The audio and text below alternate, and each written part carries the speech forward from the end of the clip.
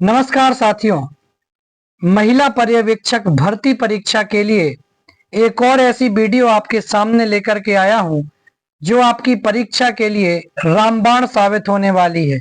जी हां, जहां से सीधे तौर पर परीक्षा में प्रश्न छपते हैं, पूछे जाते हैं, ऐसे पंचवर्षीय योजना के प्रकरण को आपके सामने लेकर के आया हूं।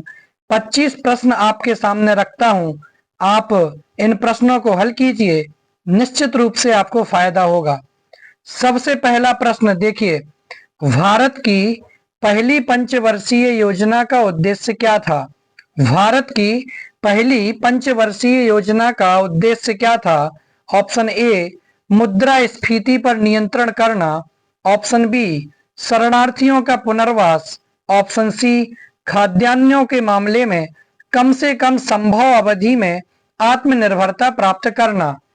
तो भारत की पहली पंचवर्षीय योजना का उद्देश्य क्या था? और ऑप्शन डी, ए सभी।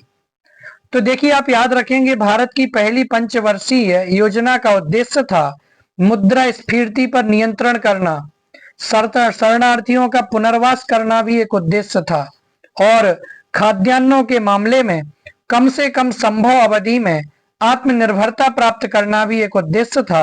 ऑप्शन डी आपका सही हो जाएगा, ए सभी। ठीक है ना, ये सभी पंचवर्षीय योजनाओं के उद्देश्य थे।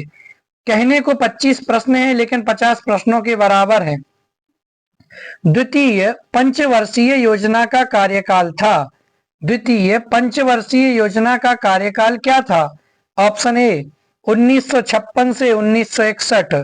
ऑप्शन बी, 1969 से 1974, 1974 से 1979, या फिर ऑप्शन डी, 1951 से 1956।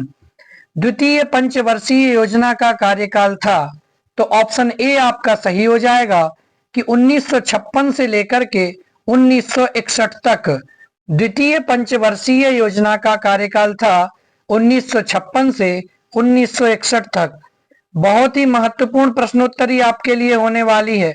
चलिए, न्यूनतम आवश्यकता कार्यक्रम किस योजना की विशिष्टता थी? न्यूनतम आवश्यकता कार्यक्रम किस योजना की विशिष्टता थी? ऑप्शन ए, छठी पंचवर्षीय योजना की। ऑप्शन बी, दूसरी पंचवर्षीय योजना की। ऑप्शन सी, पांचवी पंचवर्षीय योजना की। या ऑप्शन डी, सातवीं पंचवर्षीय योजना की। न्यूनतम आवश्यकता कार्यक्रम किस योजना की विशिष्टता थी? तो आपका ऑप्शन सी सही हो जाएगा, पांचवी पंचवर्षीय योजना की विशिष्टता थी। चौथे प्रश्न की तरफ यदि आगे बढ़े, तो आठवीं पंचवर्षीय योजना किस मॉडल पर आधारित है? बहुत अच्छा प्रश्न, कई बार प्रश्न आया, भारत की पहली पंचवर्षीय योजना। आठवीं पंचवर्षीय योजना, यह भी महत्वपूर्ण है। आठवीं पंचवर्षीय योजना किस मॉडल पर आधारित है? ऑप्शन ए, महालनोबिस मॉडल पर आधारित। ऑप्शन बी, आगत निर्गत मॉडल पर आधारित। Option C, John W Miller model पर आधारित। और option D, DP Dhar model पर आधारित। आठवीं पंचवर्षीय योजना किस मॉडल पर आधारित है? तो आपका ऑप्शन नंबर सी सही हो जाएगा कि आठवीं पंचवर्षीय योजना जॉन डब्ल्यू मिलर मॉडल के ऊपर आधारित है। आगे बढ़ते हैं पांचवें नंबर के प्रश्न की तरफ।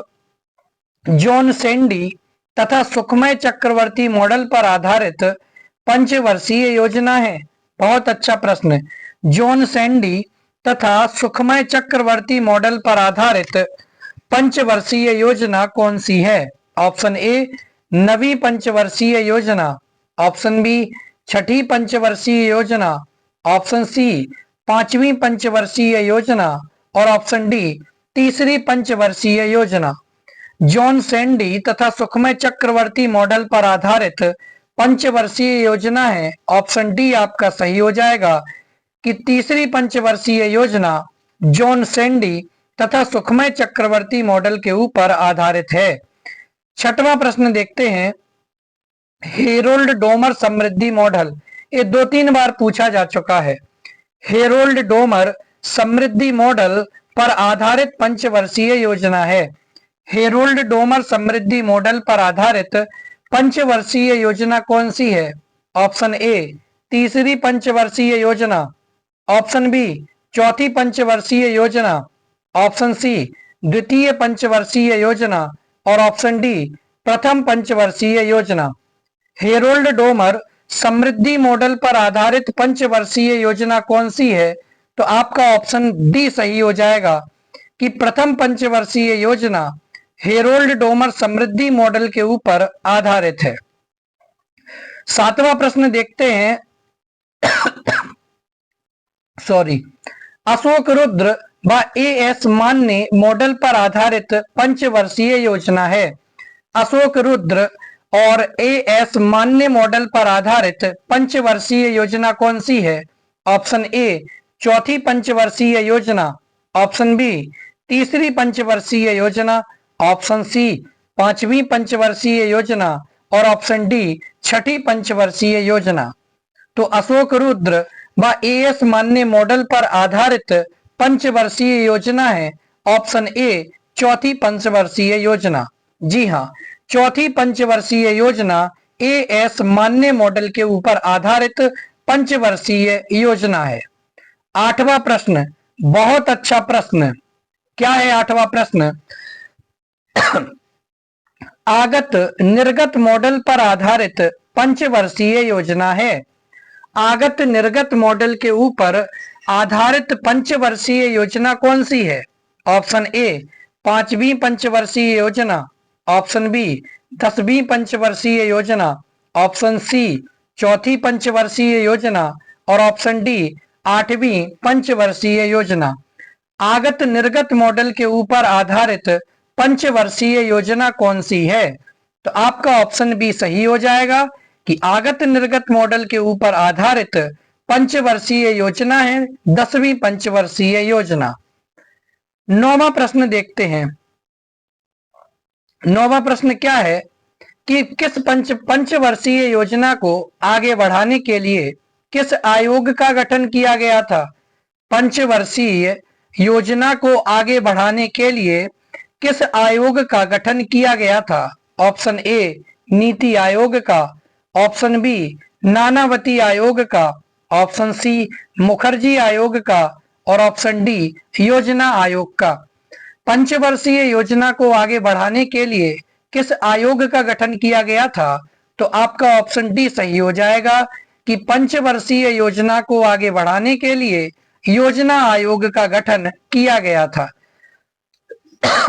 सॉरी, 10वें प्रश्न की तरफ यदि हम बढ़ते हैं तो 10वां प्रश्न है, देश में छात्रवृत्ति का प्रारंभ किस पंचवर्षीय योजना के समय हुआ? बहुत अच्छा प्रश्न। देश में छात्रवृत्ति का आरंभ किस पंचवर्षीय योजना के समय हुआ? ऑप्शन ए पांचवी पंचवर्षीय योजना के समय, ऑप्शन बी द्वितीय पंचवर्षीय योजना के समय, ऑप्शन सी तीसरी पंचवर्षीय योजना के समय और ऑप्शन डी छठी पंचवर्षीय योजना के समय। देश में छात्रवृत्ति का आरंभ किस पंचवर्षीय योजना के समय हुआ?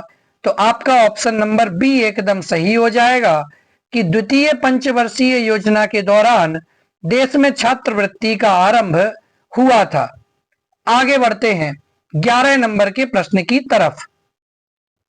देखिए 11वां प्रश्न है, राष्ट्रीय आय की वृद्धि दर किस पंचवर्षीय योजना में न्यूनतम रिकॉर्ड की गई? राष्ट्रीय आय की वृद्धि दर किस पंचवर्षीय योजना में न्यूनतम रिकॉर्ड की गई? ऑप्शन ए पांचवी पंचवर्षीय योजना में, ऑप्शन बी तृतीय पंचवर्षीय योजना में, ऑप्शन सी चौथी पंचवर्षीय योजना में और ऑप्शन डी 8वीं पंचवर्षीय योजना में।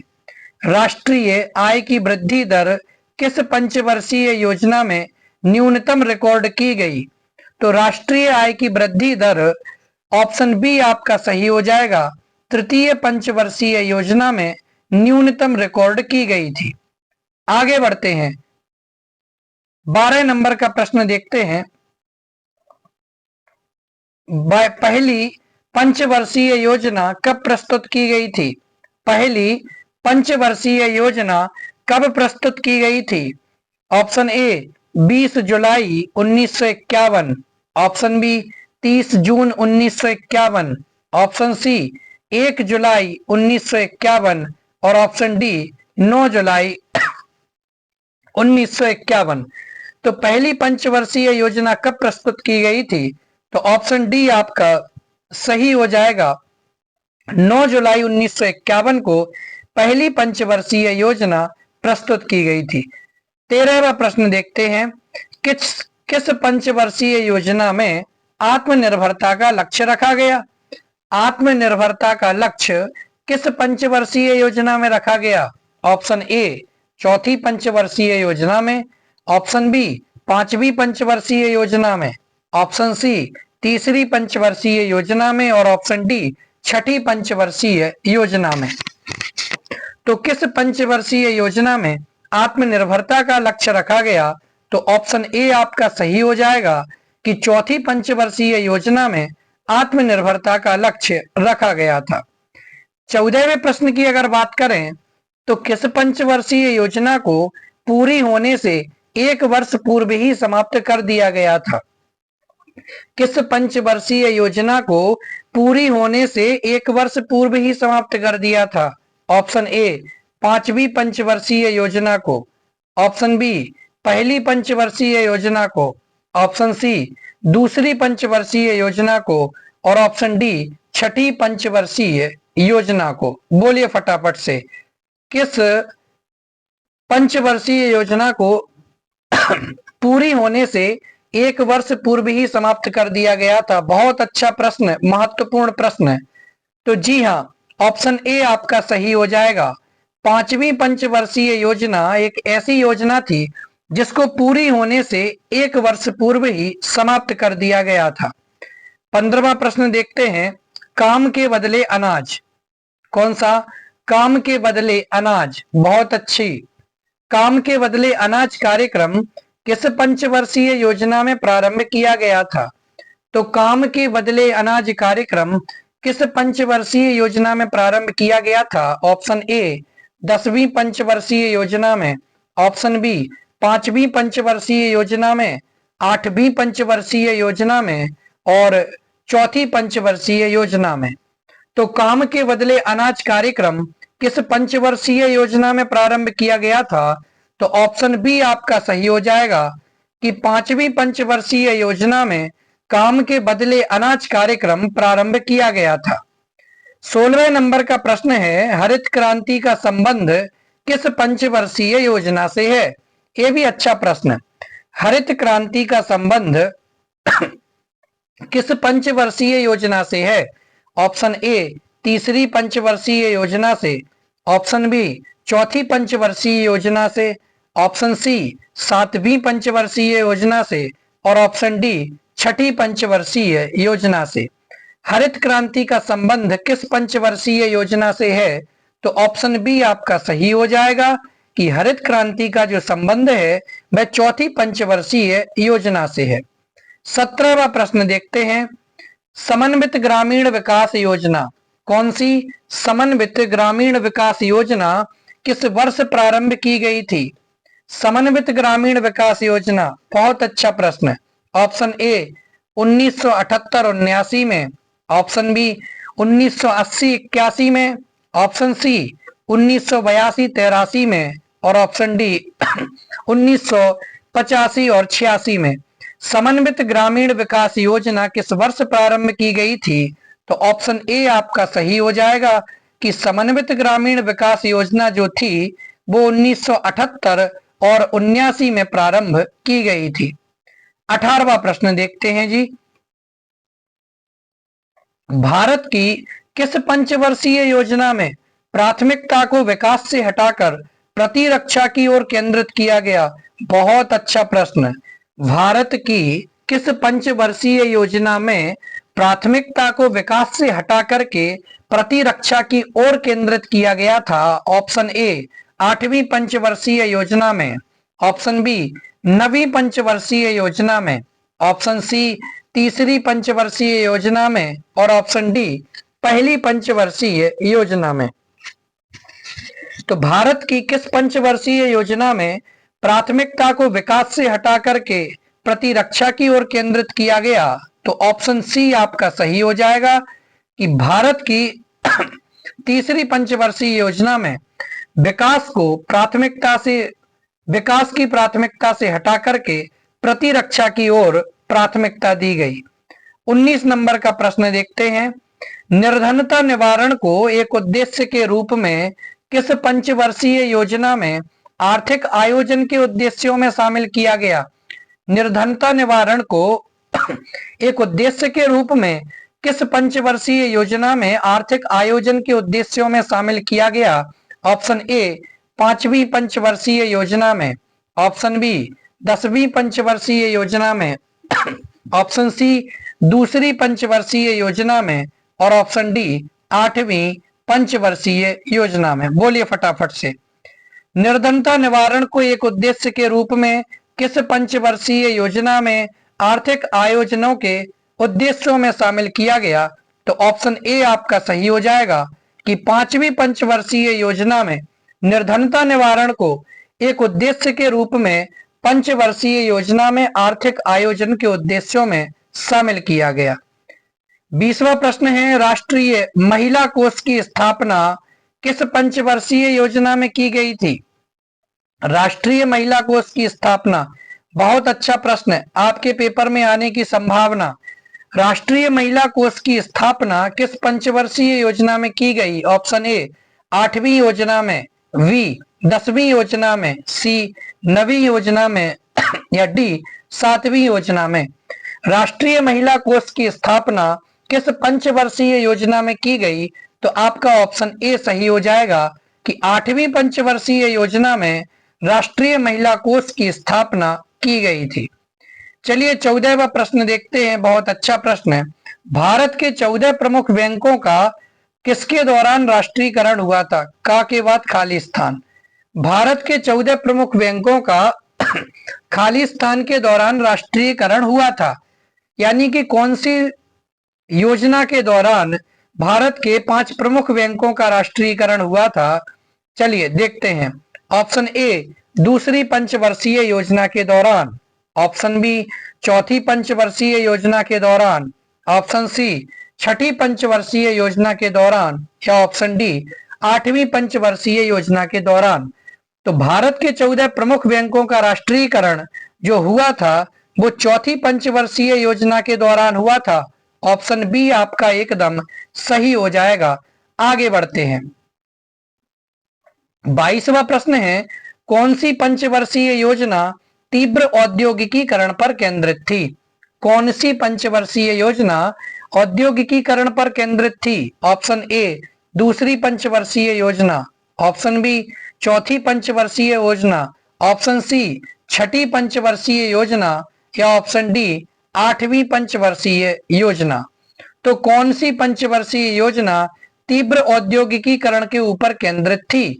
तो आपका ऑप्शन नंबर ए सही हो जाएगा कि जो दूसरी पंचवर्षीय योजना थी वह तीव्र औद्योगिकीकरण के ऊपर केंद्रित थी। 23वां प्रश्न देखते हैं। भारत के पहले 5 आईआईटीज किसके दौरान आरंभ हुए थे? भारत के पहले 5 आईआईटीज किसके दौरान आरंभ हुए थे? ऑप्शन ए पहली पंचवर्षीय योजना के दौरान, ऑप्शन बी तीसरी पंचवर्षीय योजना के दौरान, ऑप्शन सी 5वीं पंचवर्षीय योजना के दौरान या ऑप्शन डी 7वीं पंचवर्षीय योजना के दौरान।